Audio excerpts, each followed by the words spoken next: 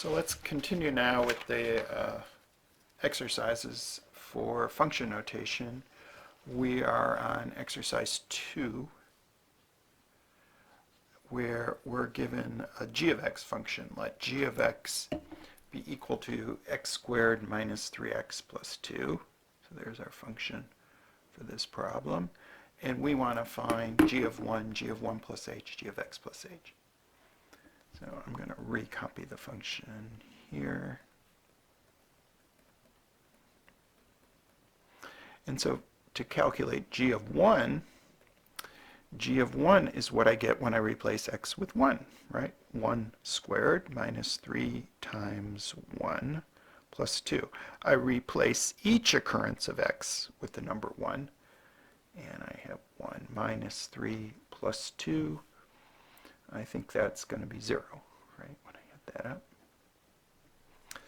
Now this g of 1 plus h is a little bit different now because we have a whole expression replacing x. Just before I go ahead and do g of 1 plus h, I want to write down my box idea again. I talked about this in exercise 1.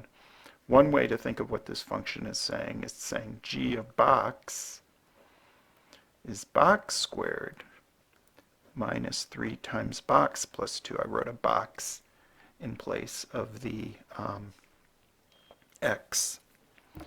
So if you're putting 1 plus h in the box here, you have to write that 1 plus h here and here in this other position.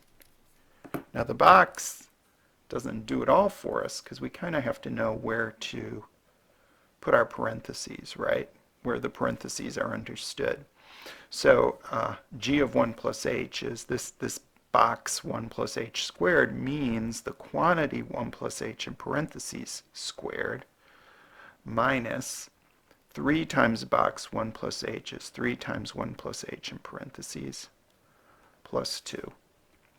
Now that 1 plus h squared is actually 1 plus h times 1 plus h, which we can think of as a FOIL problem. 1 times 1 is 1. Outside I get 1h. Inside 1h, that's plus 2h. In the L of FOIL here, h times h is plus h squared. Then the negative 3 has to be distributed through the parentheses that follows. So I get negative 3 times 1 and negative 3 times h minus 3h plus 2. And now I must have a bunch of like terms I can add up here. I got 1 minus 3 plus 2 is going to be 0, right? The constants add up to 0. I have, so let's just keep track of that. 1 minus 3 plus 2 is gone. I have 2h minus 3h is minus h. And I think the only thing I have left is h squared. So that's what that g of 1 plus h becomes. You can write those terms in either order. If you'd rather write h squared minus h, of course that's fine and pretty, but either way is fine. And now we want to calculate g of x plus h. Once again, just for the record, I'm going to put my box, which I think if you can learn to kind of see this in your head, you won't have to keep writing the boxes down each time. But the x here in g of x plus h, I think of as having nothing to do with the x there in the g of x expression.